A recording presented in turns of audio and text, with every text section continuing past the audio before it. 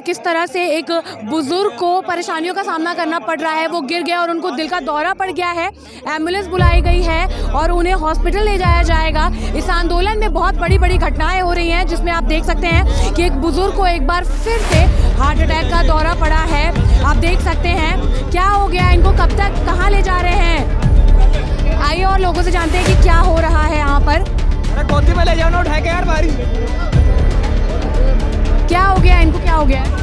पता नहीं, पीछे खड़े थे, गिर गए थे पीछे। हार्ट अटैक बताया जा रहा है। अभी पता नहीं चल रहा है क्या है, मैंने देखा नहीं है। फिलहाल ये पीछे खड़े थे। एम्बुलेंस आई? एम्बुलेंस आ रही है, फोन कर दिया गया एम्बुलेंस को, 108 आ रही है। तो अभी इनको एम्बुलेंस बुलाई गई है, उसके बाद इनको हॉस्पिटल ले जाया जाएगा। आप देख रहे हैं कि किस तरह से, मैं कैमरा पर्सन से रिक्वेस्ट करूंगी कि वो इधर आ जाएं। चल चल चल दौड़ दौड़ दौड़।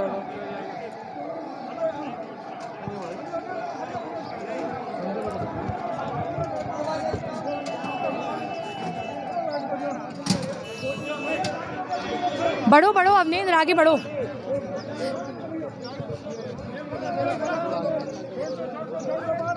सब लोग दूर हो जाओ। एकदम से गिरा, चोट लगी इसके काफी। कौन जा रहा है उसके साथ? उनमें से देखो, उनमें से यहाँ से अरे साथ में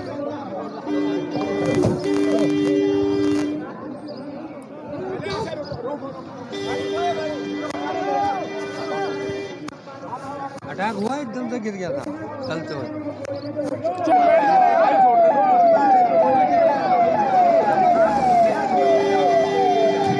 आप देख सकते हैं कि एम्बुलेंस बुलाई गई थी, लेकिन एम्बुलेंस नहीं, पुलिस प्रशासन की गाड़ी से ही बैठाकर इनको भेजा गया है। क्या कह रहे हैं सर, क्या हो गया था इनको, क्या कह रहे हैं, क्या हो गया था? हाँ जी, क्या हो गया उनको? उसको जो पता नहीं, उसको पता चला है कि दौरे आते हैं, तो वो दौरा पड़ा हुआ है। तत्काल उसको हॉस्पिटल भेजा गया है, हॉस्पिटल भेजा गया है और इंस्पेक्टर आया है, उसका इलाज करवाया जाएगा। अब ये डॉक्टर बताएंगे, एडीएम भी आ गए थे मौके पर, कि क्या हालात है। अभी हालात कोई ऐसी बात नहीं है, अस्पताल भेजा गया। क्योंकि देखा गया कि एम्बुलेंस भी समय पर नहीं पहुंच पाई, पुलिस प्रशासन की गाड़ी से ही भेजा गया। एडीएम को फोन कर दिया हमने, वो आ गए तुरंत गाड़ी लेकर 2 मिनट के अंदर, और उपचार के लिए भेजा गया है, और जो होगा वो आगे पता चल जाएगा। नाम क्या है इनका, क्या उम्र है? पता करके बता देंगे। उम्र क्या है? उम्र है इनकी 60 वर्ष होगी। काफी कमजोर भी लग रहे थे, इतनी ठंडी में यहाँ पर डटे हुए हैं। क्या कहना चाहेंगे, क्या इसका भी जिम्मेदार मोदी सरकार है? और कौन सरकार है जिम्मेदार? है मोदी सरकार, मोदी सरकार जिम्मेदार। बस इसकी जितने यहाँ जान लग रहे हैं, इनकी गारंटी सारी सरकार की तो है।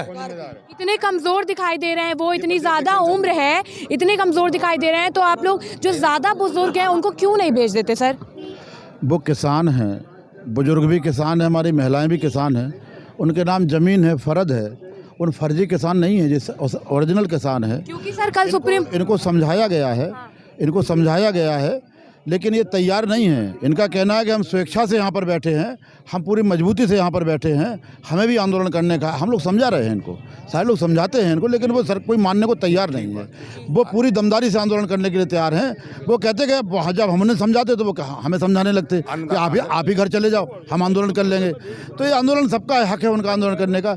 रही तबीयत खराब होने वाली बात, तो ये कोई बात हो जाती है, उसका उपचार होने गया है, और ईश्वर की कृपा से सब लोग बढ़िया हो जाएगा, कोई दिक्कत नहीं है। क्योंकि सर सुप्रीम कोर्ट ने कहा है कि अगर कोई भी बात बनती बिगड़ती है, हिंसा होती है, तबीयत खराब होती है, तो उसके जिम्मेदार आप सभी लोग बराबरी से होंगे, ना कि मोदी सरकार।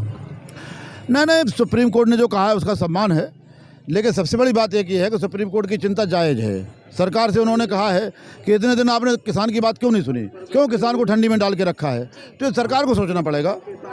ये तो फटकार तो लगाई गई है सर, बिल्कुल केंद्र सरकार को फटकार लगाई गई है, लेकिन साथ ही में ये भी कहा गया है कि इतनी ठंडी में महिलाएं यहाँ पर क्या कर रही हैं? किसान है भाई, महिलाएं किसान हैं, को भेजने का आग्रह किया गया है, पूरा आग्रह किया। अब चूंकि जहाँ महिला है वहाँ बच्चे भी हैं, भाई बच्चे कहाँ रहेंगे? पूरा आग्रह किया महिलाओं को, हम लोगों ने बड़ा निवेदन किया है, लेकिन वो कह रहे हैं कि नहीं, हम खेती में तुम्हारे साथ कंधा से कंधा मिला के रहते हैं, हम भी जमींदार हैं, तो आंदोलन भी कंधे से कंधा मिला के रहेंगे। और फिर ये गर्मी को, जाड़े को, बरसात को हम खेतों पे झेलते हैं, इससे भी ज़्यादा गंभीर परिस्थितियों में खेत पर रहते हैं, वहाँ भी हम बीमार होते हैं, वहाँ भी हम लोगों को अस्पताल जाना पड़ता है, तब किसी ने नहीं इसकी सोची। अगर हम खेतों पे बीमार होते रहे तब किसी ने नहीं सोची, आज आंदोलन में बीमार हो रहे तो सारे लोग संज्ञान लेंगे। ये दोहरी नीति कैसी, दोहरी नीति कैसी?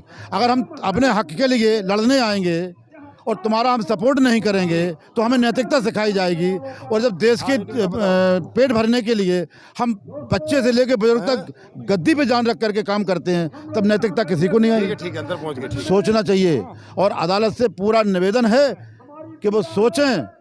ये भी किसान हैं, इनको समझा रहे, लेकिन ये मानने को तैयार नहीं है। ये बिल्कुल ज़बरदस्ती आंदोलन में चले जा रहे हैं। देखिएगा, ये अन्नदाता है, अन्नदाता का कहना मैं और मेरा परिवार, इस जब तक ये आंदोलन वापसी नहीं होगा, घर वापसी नहीं होगी। तो ये अन्नदाता के परिवार की आवाज़ है, इसे हम गुमराह नहीं कर सकते।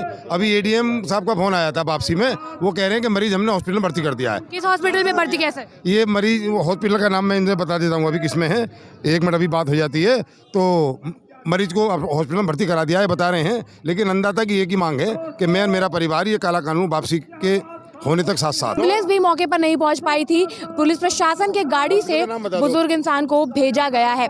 अभी इनसे जानते हैं कि क्या हॉस्पिटल का नाम है। सर नहीं पता चल पा रहा है, कोई बात नहीं सर, थोड़ी देर बाद जान लेंगे। लेकिन मेरा भी एक प्रश्न था कि सुप्रीम कोर्ट ने स्टे लगाने वाली बात बोली है कि कानून पर स्टे लगा दिया जाएगा, लेकिन बात जो सुनने में आ रही है वो ये है कि जब तक मोदी सरकार कानून वापस नहीं लेती है या कोई उस पर निर्णय नहीं लेती है तब तक आप लोग हार नहीं मानने वाले हैं। आपको तो अपना काम कराने से मतलब है ना सर। देखिएगा, हम एक बात कह रहे हैं, कोर्ट का सम्मान करते हुए आज तक सरकार ने कोर्ट में मतलब जो कोर्ट का आदेश था वो पालन नहीं कराया कोर्ट ने। मतलब सरकार को कोर्ट का पालन कराना चाहिए था, जैसे गन्ना एक्ट में, गन्ना नियम में गन्ना भुगतान होना था। और एक आदेश था चुनावी घोषणा पत्र, आज सरकार का जो चुनावी घोषणा पत्र है कोर्ट मंगा ले अपने उसमें वकालत में नामों में और उसे पेश करा दे, लागू करा दे, किसान वापस चला जाएगा। लेकिन कोर्ट का कोई भी आदेश सरकार ने नहीं माना।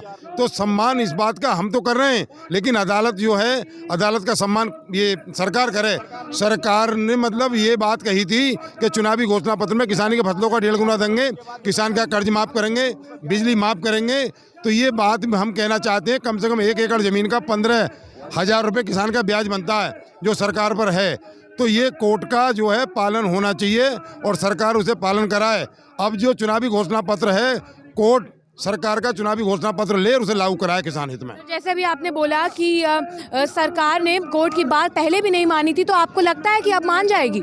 हम वही तो हम कह रहे हैं, हम यही कह रहे हैं कि ये मतलब ये कोरोना महामारी का बड़ा विषय था। ऐसे बड़े विषय में सरकार को क्या रुचि है काला कानून लाना किसान विरोधी को, या किसान को इकट्ठा करने का काम सरकार ने किया है। तो सरकार इसे काले कानून को निरस्त करे और किसान को घर वापसी करे। धन्यवाद। जय हिंद, जय भारत। तो देखा आपने, यहाँ पर एक बुजुर्ग किसान की तबीयत खराब हो गई, वो गिर गए, उनका सर फट गया है और साथ में ही बताया जा रहा है कि उनको दिल के दौरे भी पड़ रहे हैं। जी सर, क्या कहना चाह रहे हैं आप? ये मरीज जो हमारा मैक्स हॉस्पिटल में यहाँ बराबर 500 मीटर पे भर्ती कराया गया है और उसका ट्रीटमेंट शुरू हो गया है, उपचार उसका मिलना शुरू हो गया है। तो यहाँ एडीएम जो थे वो अपनी गाड़ी से, खुद पुलिस की गाड़ी से लेके गए हैं, इतने वो एम्बुलेंस नहीं आई थी। तो अब भगवान की कृपा है कि मरीज हमारा ठीक हो, ये हमारी कामना पूरी ओर से। धन्यवाद। तो देखा आपने खुद ही सुन लिया कि सर ने बताया कि मैक्स हॉस्पिटल में बुजुर्ग किसान को भर्ती करा दिया गया है और इलाज भी शुरू हो चुका है। भगवान की कृपा होगी और वो ठीक हो जाएंगे। इस खबर पर आपका क्या कहना है हमें कमेंट बॉक्स में बताइए। हमारे चैनल को लाइक सब्सक्राइब करना ना भूलें। देखते रहे द बोलती बंद, क्योंकि अब देश बोलेगा।